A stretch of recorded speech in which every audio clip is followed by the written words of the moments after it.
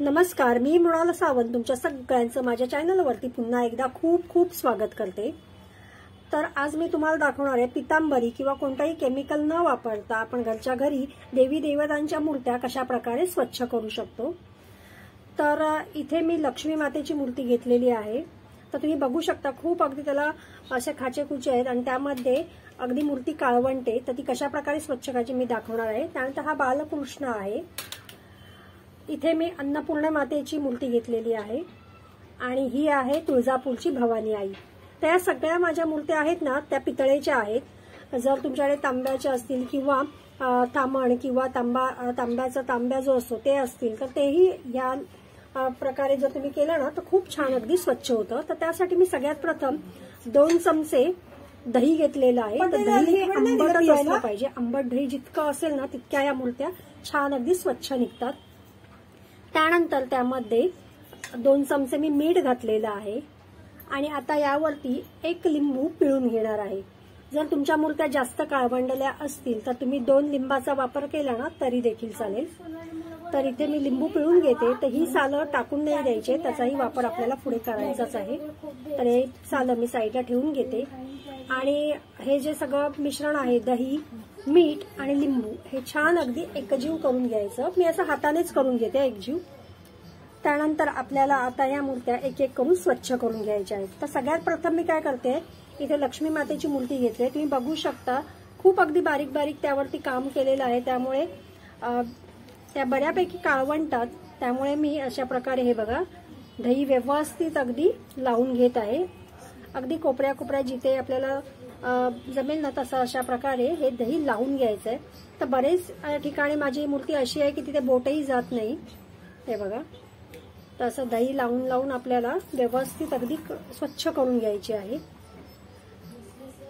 तर काही जण या मूर्त्या घासण्यासाठी टूथब्रशचा वापर करतात। नवीन टूथब्रशचा वापर केला ठीक आहे, परंतु मी इथे देवी देवतांच्या मूर्त्या स्वच्छ करण्यासाठी टूथब्रशचा वापर करत नाही।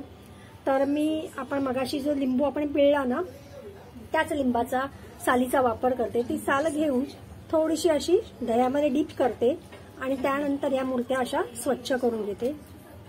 तुम्हाला जे सोयीस्कर वाटत असेल किंवा जे तुम्ही नेहमी करत असाल त्या पद्धतीने जरी केलं ना, म्हणजे ब्रशचा वापर करत असाल तर तसाही केलं तरी चालतं, परंतु लिंबाच्या सालीने देखील छान अगदी निघतात।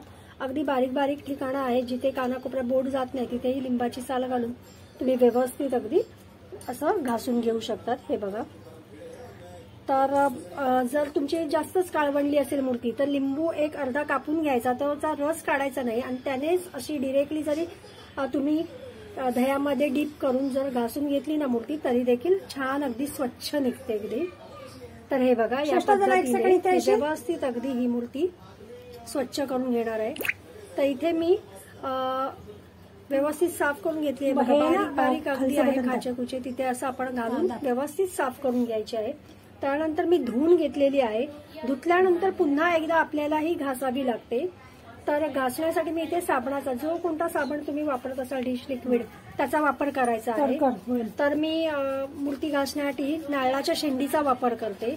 स्कॉच ब्राईट वगैरे नाही वापरत, नारळाची शेंडीचा पूर्वीपासून वापर करत आलेली आहे मी। तर त्याच्यावरच थोडंसं डिश लिक्विड घेते आणि या पद्धतीने हे बघा व्यवस्थित अगदी साफ स्वच्छ अगदी करून घेते। तर नंतर मी तुम्हाला सगळ्याच मूर्त्या साफ केल्यानंतर कशा दिसत आहेत ते दाखवून घेईन। छान अगदी व्यवस्थित अगदी काढून घ्यायचंय। तर असंच जर तुम्ही दह्याने साफ करून जर मूर्त्या ठेवलात तर त्या लवकर काळवंटात, त्यामुळे त्या धुतल्यानंतर पुन्हा तुम्हाला अशा प्रकारे साबणाने घासून घ्याव्यास लागणार आहेत आणि स्वच्छ पाण्याने नंतर धुवून घ्यायच्या आहेत। तर त्यानंतर मी तुळजापूरची भवानी आईची मूर्ती स्वच्छ करून घेतलेली आहे। त्याला व्यवस्थित अगदी दही लावलं आणि त्यानंतर ती पाण्याने स्वच्छ धुवून त्याच्यावर पुन्हा साबणाने साफ करून घेतलेली आहे। त्यानंतर बाळकृष्णही मी तसाच करून घेतलेला आहे आणि अन्नपूर्णेची मूर्ती देखील मी त्याच पद्धतीने सुरुवातीला दही लावलं आणि त्यानंतर स्वच्छ पाण्याने धुवून त्याला नंतर आपण साबण लावून स्वच्छ करून घेतलेलं आहे। तर हे बघा सगळ्या मूर्त्या माझ्या साफ स्वच्छ करून झालेल्या आहेत। तर तुम्ही बघू शकतात या मूर्त्या बघा आधी कशा दिसत होत्या आणि आता बघा किती छान अगदी चमकतायत आहे। तर व्हिडिओ थोडा जरी आवडला तर एक लाईक करा, चॅनलला अजूनही सबस्क्राईब केलं नसेल तर नक्की सबस्क्राईब करा आणि कमेंट करून सांगा की हा व्हिडिओ तुम्हाला कसा वाटला। धन्यवाद।